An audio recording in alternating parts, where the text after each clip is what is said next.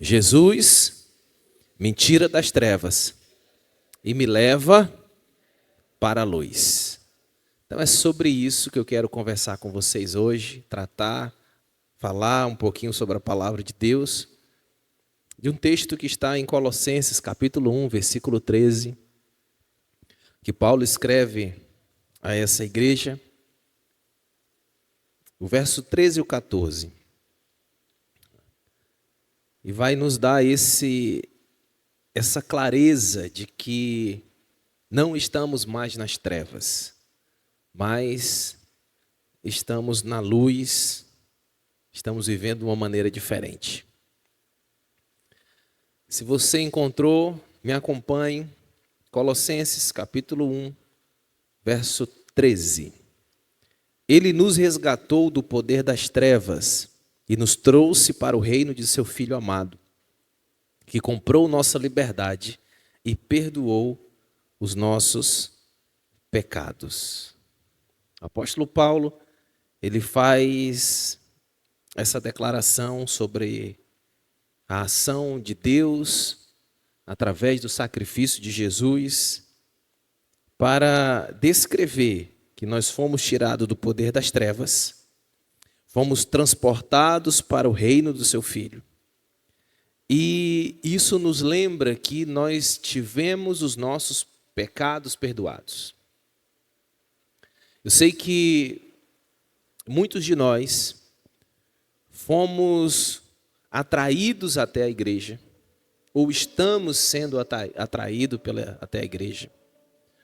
E muitos serão atraídos até a igreja por uma necessidade que tem. Se a gente conversar rapidinho, perguntar por que você veio para Jesus, ou por que você está aqui, por que você está indo na célula, por que você tem o desejo de buscar a Deus, você vai dizer sempre algo que você necessita.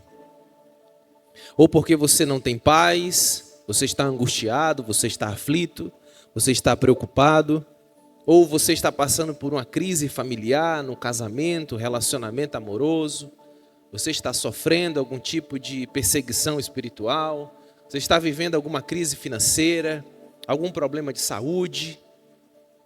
Sempre vai surgir uma necessidade. Dificilmente alguém vai dizer assim, eu estou em busca de Deus porque eu quero os meus pecados perdoados. E Paulo ele nos lembra aqui que nós fomos redimidos e nós fomos perdoados por Deus. Tudo isso através do seu sangue. É o selo, é o que garante. E esses dois versículos que nós lemos vai nos trazer esse aspecto da libertação que nós adquirimos, da transferência de um reino de trevas para o reino do Filho amado e a remissão e o perdão dos nossos pecados. Então nós vamos trabalhar isso, vamos tratar sobre isso hoje, começando pela libertação do poder das trevas. Esse é o primeiro aspecto que eu quero compartilhar com vocês. No início do texto que nós lemos, Paulo afirma que Deus nos tirou do poder das trevas. E aqui eu quero fazer uma pergunta para você. Se Deus retirou você do poder das trevas, por que você está vivendo aprisionado ainda no pecado?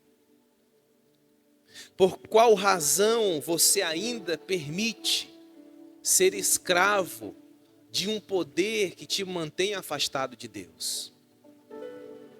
O texto é muito claro que ele nos resgatou do poder das trevas.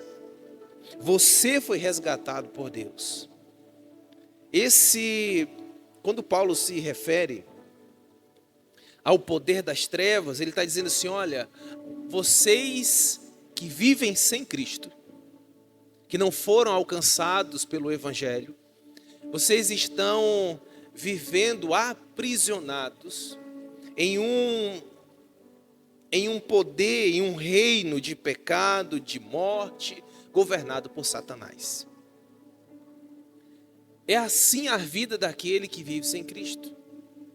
Se você não teve os seus pecados perdoados, sua vida lavada pelo sangue de Jesus, você não está debaixo do governo de Cristo, você vive debaixo de um poder das trevas. Pastor, mas isso não é muito forte? É muito forte, é para você entender isso mesmo. Isso não é muito duro de ouvir? Isso é muito duro de ouvir. Mas a verdade precisa ser anunciada. Aqueles que não estão vivendo debaixo do governo de Cristo estão aprisionadas em um poder das trevas. Por isso as pessoas ficam escravizadas pelo pecado.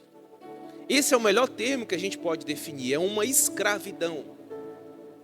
A escravidão, ela retira a sua vontade, ela retira o seu desejo, ela retira a tua liberdade, e assim vivem as pessoas que estão caminhando sem Jesus. Quantas situações nós não olhamos e dizemos assim, como é possível alguém viver dessa maneira? Aqueles que abandonaram a fé e caíram na vida de perdição novamente, e praticam coisas que antes você achava que era impossível de praticar, e nós olhamos assim, como alguém pode viver assim? É muito simples. É a escravidão do poder das trevas na vida daquela pessoa. Ela está presa, aprisionada. E nós precisamos entender que há esperança. Há esperança para aqueles que viviam debaixo do poder das trevas. Porque Cristo, Ele nos resgatou desse poder. E aqui eu quero que você entenda isso. Cristo resgatou, Jesus resgatou você. Isso o resgate, ele é um movimento de Deus ao nosso favor.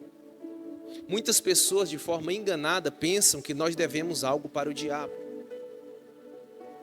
Nós pensamos que quando pecamos, nós nos tornamos devedores do diabo, somos escravizados por ele e achamos que devemos alguma coisa para ele. Porém, nós pecamos não contra o diabo, contra Satanás, mas nós pecamos contra Deus. Nós desobedecemos a Deus, nós nos tornamos rebeldes contra Deus. Quando nós desobedecemos a palavra do Senhor, nós estamos nos afastando de Deus. E a nossa dívida é com Deus, não é com o diabo.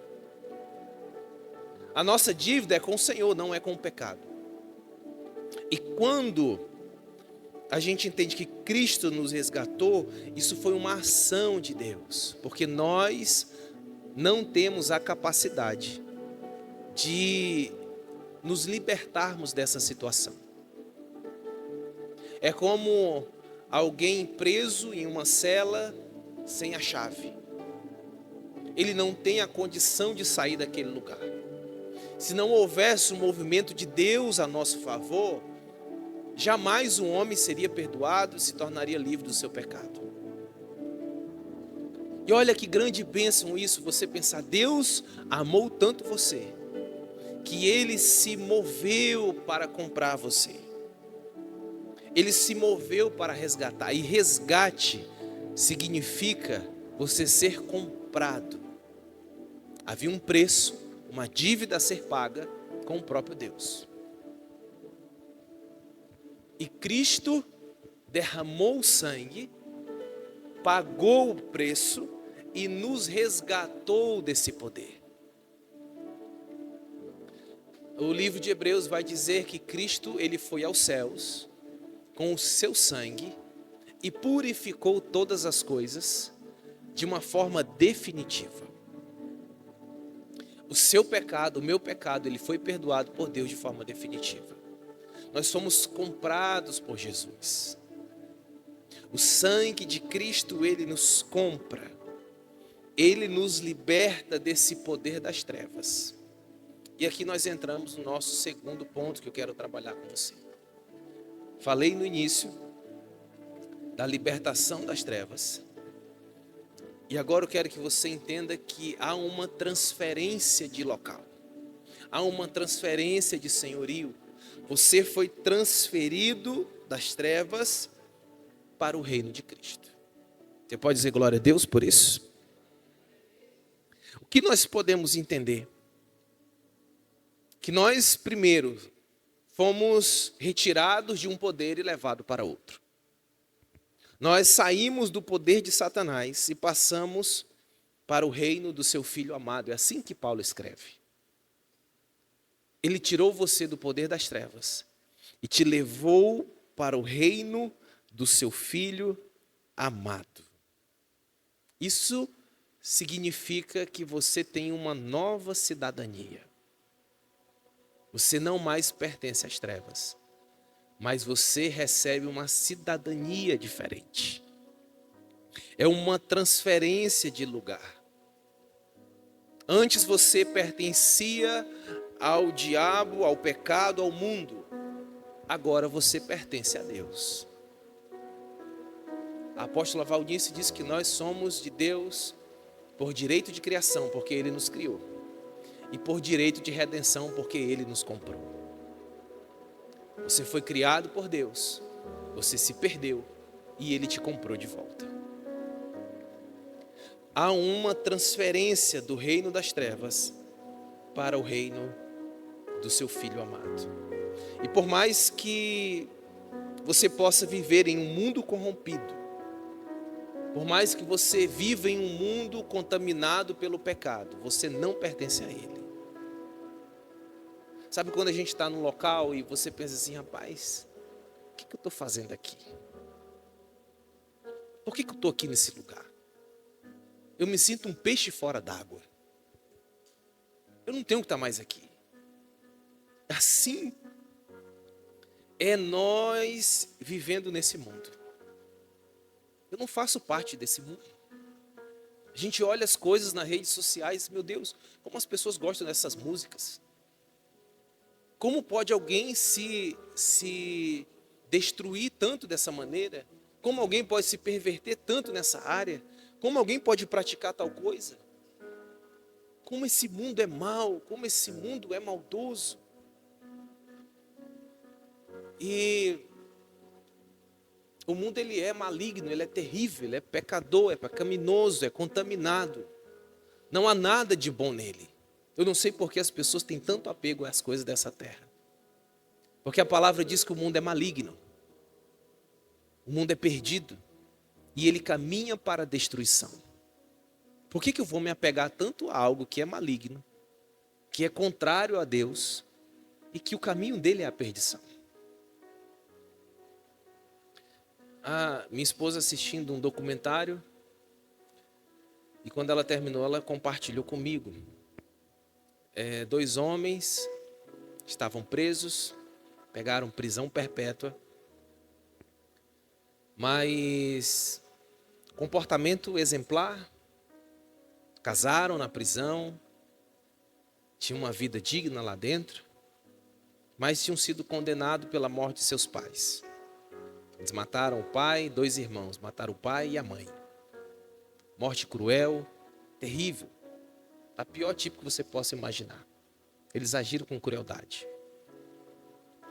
Mas estavam reabrindo o caso porque não era alguém muito famoso nos Estados Unidos, o pai, uma pessoa milionária, influente, tanto na cultura, no reino empresarial, e não aceitaram o argumento daquele filho, dos 2 filhos, porque eles compartilharam que o mais velho tinha sido abusado pelo pai dos 6 aos 8 anos de idade. Na primeira oportunidade, quando ele tornou maior de idade, ele fugiu de casa, saiu, foi embora, foi viver sozinho. O irmão mais novo, abusado dos 6 até os 18 anos. De forma cruel. De todo tipo de abuso que você possa imaginar. Quando aquele filho mais novo fez 18 anos, ele compartilhou com o irmão mais velho. Eles não sabiam que os 2 eram abusados pelo próprio pai. Ele compartilhou porque compartilhava para a mãe e a mãe encobertava a ação do pai. A mãe era cúmplice de tudo que acontecia com aqueles filhos. Quando ele contou para o irmão mais velho se encheu de ira. Procurou o pai para tomar satisfação, porque ele estava fazendo aquilo com o irmão até aquela idade ainda de 18 anos. E o pai o ameaçou e disse que se ele voltasse a tocar no assunto, ele morreria. 7 dias depois, esses irmãos mataram os pais de forma cruel. E você pode olhar a situação e pensar assim: como que isso é possível? Como alguém pode fazer isso? Com 2 crianças, o próprio pai. Como, mesmo numa situação terrível, como aqueles jovens tiveram tanta crueldade para matar aquelas 2 pessoas. Mas o mundo ele é maligno. O mundo está cheio de perversidade.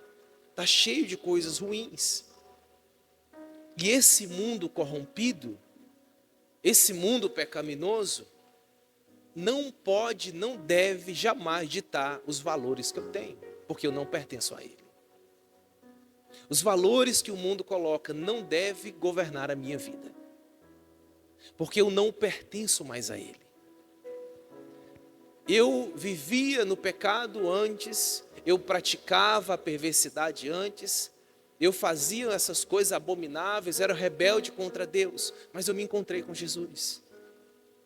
Antes eu pertencia a esse mundo, mas eu me encontrei com o Senhor. Ele pagou o preço do meu pecado, a minha dívida com Deus foi paga. Ele me reconciliou com o Pai. Ele me tirou das trevas e não me levou para um lugar qualquer. Ele não me colocou no pior lugar.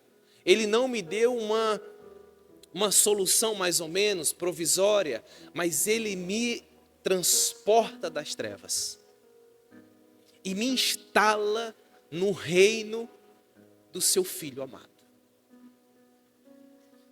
Quando nós entendemos isso, nós entendemos que nós não pertencemos mais àquele mundo.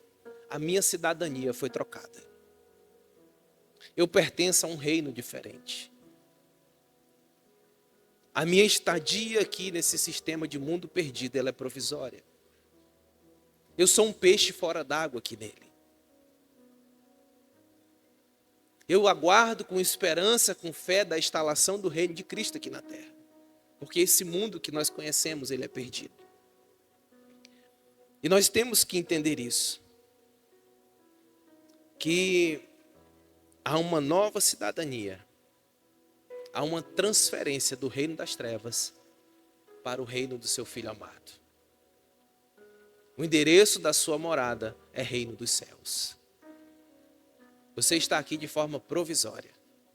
Mas enquanto você está aqui, os padrões deste mundo não vão governar a sua forma de viver. Você está conseguindo entender? Aleluia. Você pode aplaudir Jesus? Aleluia.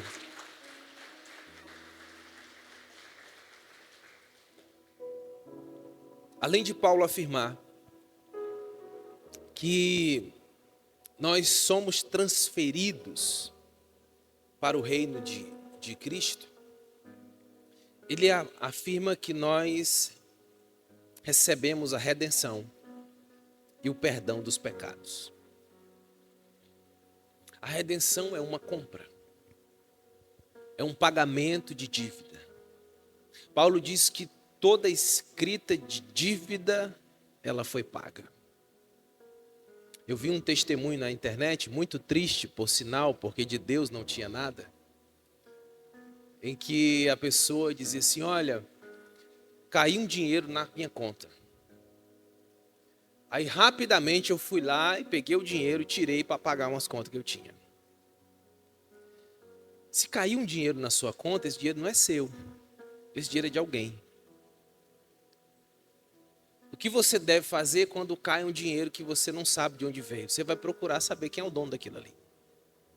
Porque ele não pertence a você. E aí, ele contou, eu peguei o dinheiro e paguei a conta. No outro dia, o gerente do banco me liga. Olha, aconteceu um engano, e era um valor bem alto. Alguns mil, não lembro agora exatamente. Ou foi depositado um valor errado na sua conta. E eu gostaria que você devolvesse, se for possível.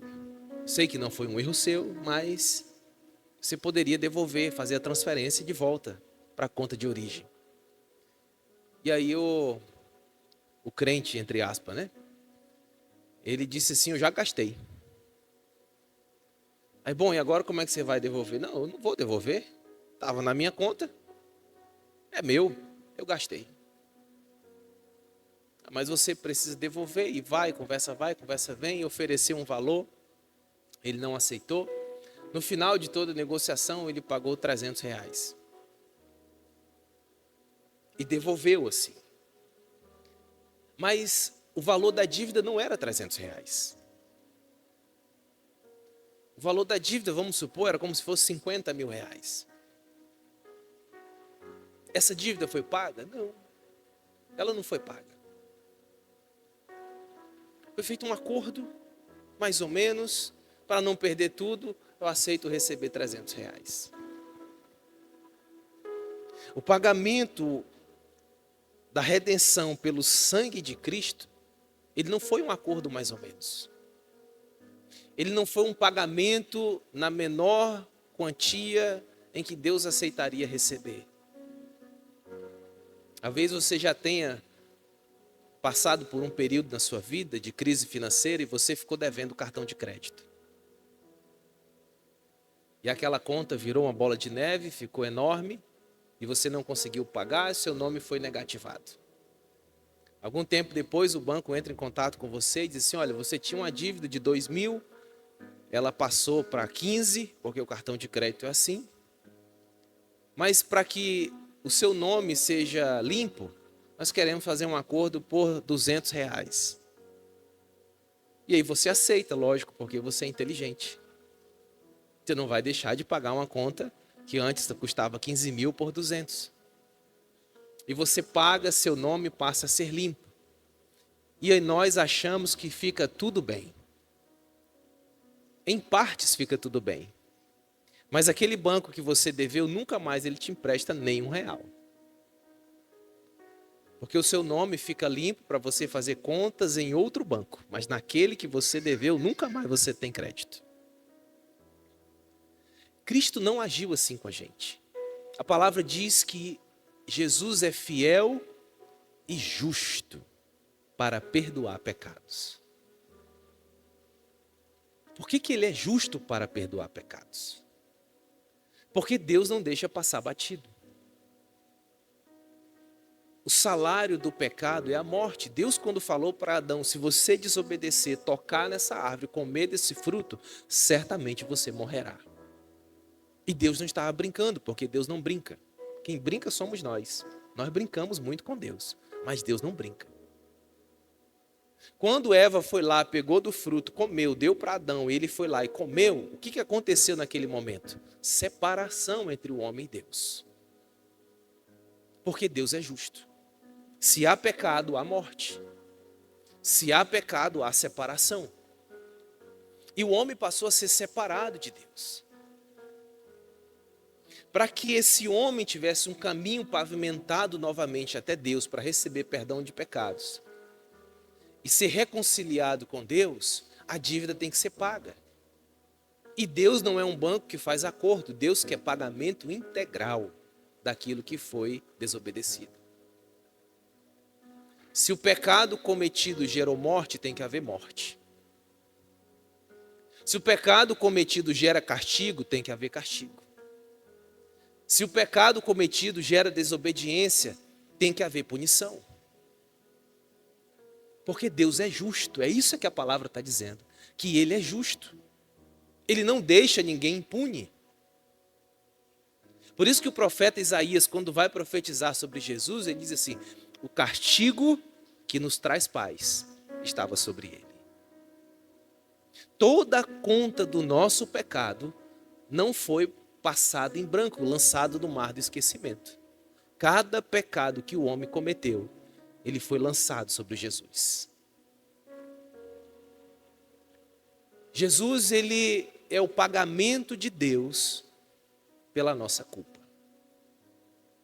Por isso ele é justo. Por que Jesus pode perdoar pecados? Por que ele tem essa autoridade e tem esse poder? Porque ele se fez maldito no nosso lugar. Quando um pecador, quando eu e você totalmente destruído, rebelde contra Deus, cheio de pecados, chega diante de Jesus e diz assim: eu sou pecador. Eu pequei contra os céus e contra ti. Mas eu me arrependo e eu te peço perdão, Jesus. Eu entendi a tua palavra e hoje eu quero, pela fé, viver somente para ti. Não quero mais viver no poder das trevas. Jesus te pega pela mão.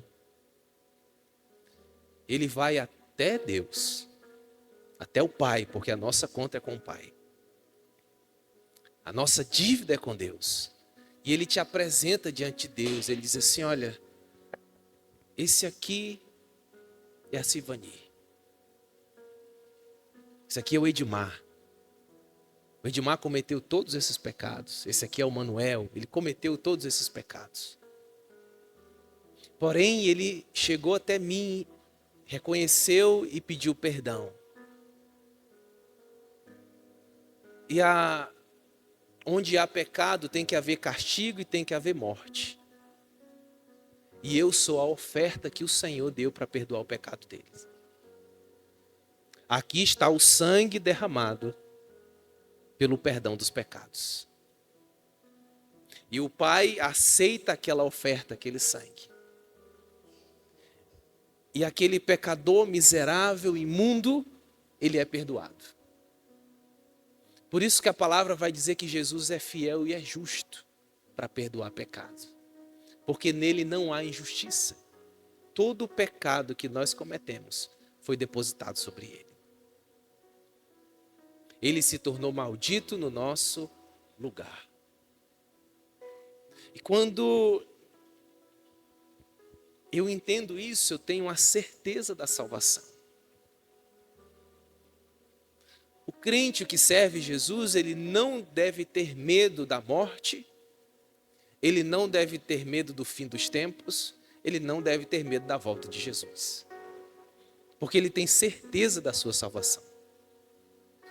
Ele recebeu o perdão dos pecados. Ele foi comprado por Jesus. Ele sabe que está livre da culpa. E ele pode acessar o reino de Deus. Ele está salvo.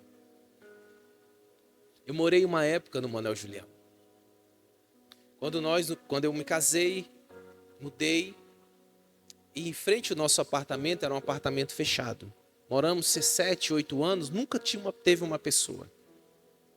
A gente só sabia de ouvir falar quem pertencia. Nunca morou ninguém. Certo dia chegou um caminhão de mudança.